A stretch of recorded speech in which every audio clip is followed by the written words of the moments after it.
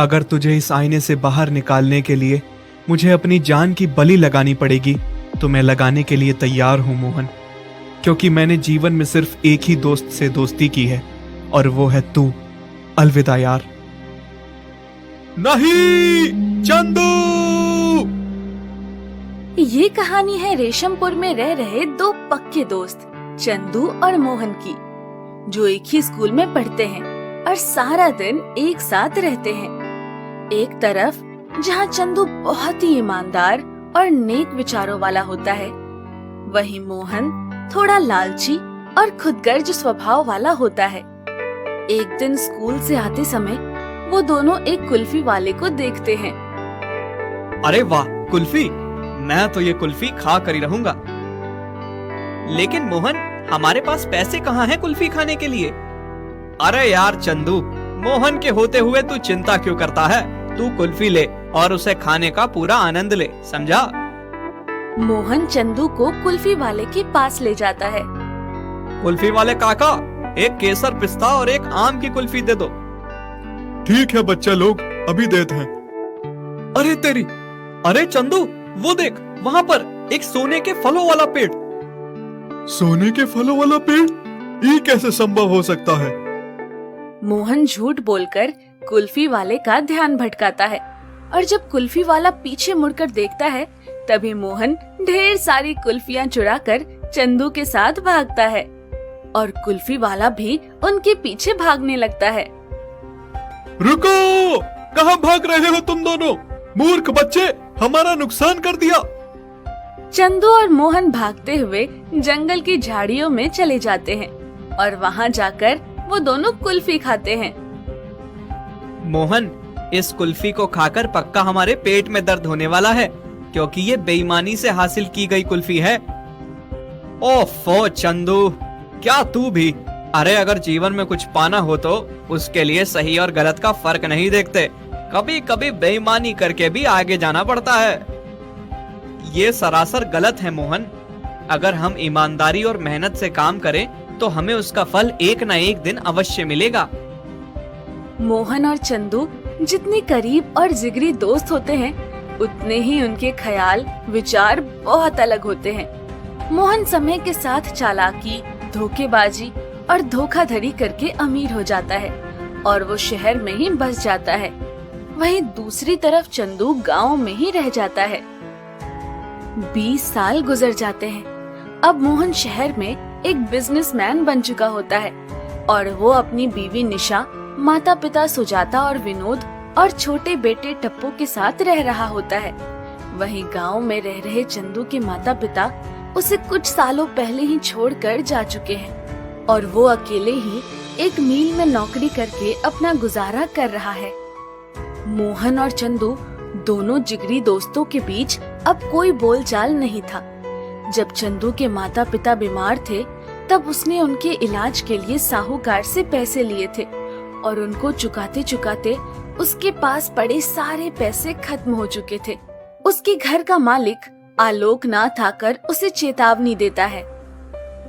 देख चंदू, अगर तूने अगले 10 दिन में घर का किराया नहीं चुकाया तो मैं तेरा सामान और तुझे दोनों को उठाकर बाहर फेंक दूंगा। ठीक है मालिक। चंदू अब बहुत घबरा चुका था। हे भगवान, अब मैं क्या करूं? कहां से लाऊं किराए के सारे पैसे? किसी भी हालत में मुझे किराया तो चुकाना ही होगा, वरना इस भारी बरसात के मौसम में मैं बेघर होकर यहाँ वहाँ दर दर भटकता फिरूंगा। एक काम करता हूँ, कल ही सेठ से जाकर कुछ पैसे उधार ले आता हूँ। उन्हें कह दूंगा कि तनख्वाह में से काट लें। चंदू अपने मिल के मालिक से पैसे मांगने अगले दिन जा ही रहा होता है, तभी अचानक से मिल में आग लग जाती है और पूरी मिल चंदू की आंखों के सामने धू धू करके जल जाती है। नहीं! बेचारे चंदू के जीवन में अब संकटों के काले बादलों ने उसे चारों तरफ से घेर लिया होता है। अब मैं अपना पेट कैसे भर पाऊंगा? मेरी नौकरी भी नहीं रही अब तो। तभी चंदू उस दिन के अखबार में अपनी जिगरी दोस्त मोहन का नाम और उसकी तस्वीर देखता है। वो उसे 20 सालों के बाद भी ठीक से पहचान लेता है। अरे वाह, मोहन अब एक बड़ा आदमी बन गया है। ये तो बहुत अच्छी बात है। अगर मैंने मोहन से पैसे की मदद मांगी तो वो मेरी मदद करेगा, वो मना नहीं करेगा। ये मैं अच्छी तरह से जानता हूँ। चंदू मोहन से पैसे मांगने शहर में उसके ऑफिस में जाता है। तभी मोहन अपने दोस्तों के साथ ऑफिस में पार्टी कर रहा होता है। ये क्या, ऑफिस जैसी जगह पर काम करने की जगह पार्टी हो रही है? अरे हो सिसोदिया, हमने जो स्कैम किया है उसके बारे में किसी को पता नहीं चलना चाहिए। हाँ हाँ मोहन, तू चिंता मत कर, तू बस दारू पी। तभी मोहन की नजर चंदू पर पड़ती है और वो उसके पास जाता है। मोहन, मैं चंदू, तेरा बचपन का जिगरी दोस्त। कैसा है रे तू? कितना बदल गया है तू। तुझे देखकर आंखों में आंसू ही निकल आए आज। गले तो मिल। अच्छा, मुझे लगा कि कोई नौकर या गार्ड आया है। सॉरी दोस्त, लेकिन मैं तो तुझे भूल ही गया। तू मुझे कल मिल। अभी अपने दोस्तों के साथ हूँ, मैं पार्टी कर रहा हूँ। लेकिन मोहन, मेरी बात तो सुन। अरे कौन है मोहन? अरे यारा, तेरे बिना पार्टी में मजा नहीं आ रहा। अरे एक गरीब दोस्त आया है, उसे देखने आया हूँ। चल चल, जल्दी से निकल जा यहाँ से, अभी मैं तुझे कल मिलता हूँ। पर मोहन, मेरी बात तो सुन। मोहन के गार्ड्स चंदू को ऑफिस से बाहर निकालते हैं और बेचारा चंदू खाली हाथ ही गांव लौट आता है। चंदू के मन को बहुत ठेस पहुंची थी। मुझे सबसे ज्यादा बुरा इस बात का नहीं लगा कि मुझे पैसे नहीं मिल पाए, बल्कि इस बात का लगा कि मेरा मोहन, मेरा बचपन का दोस्त, मेरी जान, उसने मेरा अपमान किया और मुझे अपने ऑफिस से बाहर निकलवाया। अमीर होने के बाद वो अपने इस गरीब दोस्त को पूरी तरह से भूल गया है। चंदू उदास था। वो चलते चलते जंगल के रास्ते से अपने घर की तरफ जा रहा था। तभी उसे वहाँ झाड़ियों में एक खूबसूरत सा विशाल आईना दिखाई देता है। उस आईने को देख चंदू मंत्रमुग्ध हो जाता है। अरे वाह, ये आईना तो बहुत ही सुंदर है। मेरे घर पर तो एक भी आईना नहीं है। क्यों ना मैं इस आईने को अपने घर के लिए ले लूं? हाँ, वही सही रहेगा। चंदू उस सुंदर से आईने को अपने घर ले जाता है। रात में अचानक से उस आईने में से एक दिव्य रोशनी उजागर होती है और उस आईने में से आवाज आती है। चंदू, मैं एक जादुई आईना हूँ। जादुई आईना? हाँ, जादुई आईना। तुम मुझसे जो मांगोगे मैं तुम्हें वो दूंगा। तुम एक बहुत ही नेक दिल व्यक्ति हो और इसीलिए मैंने तुम्हें अपने मालिक के तौर पर चुना है। अब तुम्हारी बारी है अमीर होने की। चंदू उस जादुई आईने के इस करिश्मे से चकित हो जाता है। वो जो मांगता, जादुई आईना उसे वो सब देता है और थोड़े ही दिनों में गरीब चंदू अब गांव का सबसे धनवान आदमी बन जाता है और वो गरीबों का खूब भला करता है। वहीं मोहन का शहर का बिजनेस पूरी तरह घाटे में चला जाता है और उसे ना चाहते हुए भी फिर से गांव लौटना पड़ता है। और तभी उसे पता चलता है कि चंदू अमीर हो चुका है। वो चंदू से मिलने जाता है। तभी वो चंदू को जादुई आईने से कुछ स्वर्ण मुद्राएं लेते हुए देखता है। ओ तेरी, तो ये है इस गरीब चंदू के अमीर होने के पीछे का राज। अब तो ये जादुई आईना मेरा ही होगा। चंदू के जाने के बाद मोहन उस जादुई आईने को चुराने जाता है। तभी वो जादुई आईने में ही कैद हो जाता है।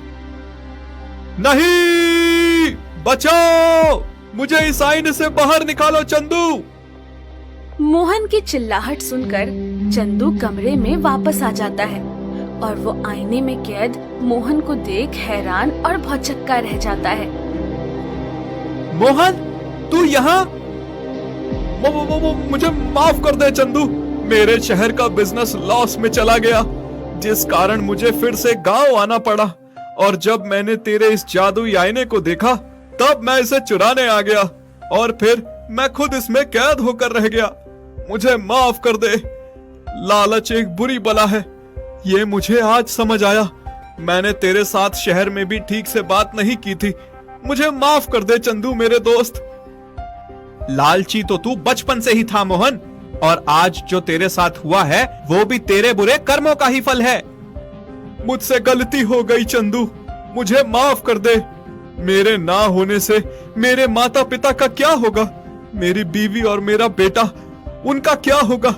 मुझे इस आईने से आजाद कर दे चंदू, मैं तुझसे विनती करता हूँ, तुझे हमारी दोस्ती की कसम। ठीक है, जादुई आईना, मैं मोहन को बाहर कैसे निकाल सकता हूँ? अगर तुम्हें मोहन को बाहर निकालना है तो तुम्हें अपनी जान की बलि देनी होगी। जादुई आईने की ये बात सुनकर चंदू और मोहन दोनों चौंक जाते हैं, और जो मोहन 1 मिनट पहले अपने आप को आईने से आजाद करने की बात कर रहा था, वो अब चंदू से अपना फैसला बदलने की विनती करता है। नहीं चंदू, तू ऐसा नहीं करेगा। मैं कसम वापस लेता हूँ, तुझे ये जिंदगी इतने सालों बाद मिली है, तू जी इसे, तू अपनी जान मत दे, मैं तुझसे विनती करता हूँ। नहीं मोहन, तू मेरा जिगरी दोस्त है, मैं तुझे तेरे परिवार से दूर नहीं करूंगा। अपना ख्याल रखना, अलविदा। इतना कहकर चंदू विष पी लेता है और मोहन जादुई आईने से बाहर आ जाता है। ये क्या हो गया मेरी वजह से चंदू? कुछ कीजिए जादुई आईना, मेरे दोस्त को वापस जिंदा कीजिए। मुझे लगा कि तुम चंदू को मरने दोगे, लेकिन नहीं, तुमने उसे रोकने की पूरी कोशिश की। यही तुम दोनों की दोस्ती दिख गई। ये परीक्षा मैंने सिर्फ तुम्हारे दोस्त को परखने के लिए ली थी, ताकि मैं पता लगा सकूं कि तुम्हें सच में अपनी गलती का एहसास हुआ है या नहीं। जादुई आईना चंदू को फिर से जिंदा कर देता है और दोनों दोस्त एक हो जाते हैं और खुशी से रहने लगते हैं।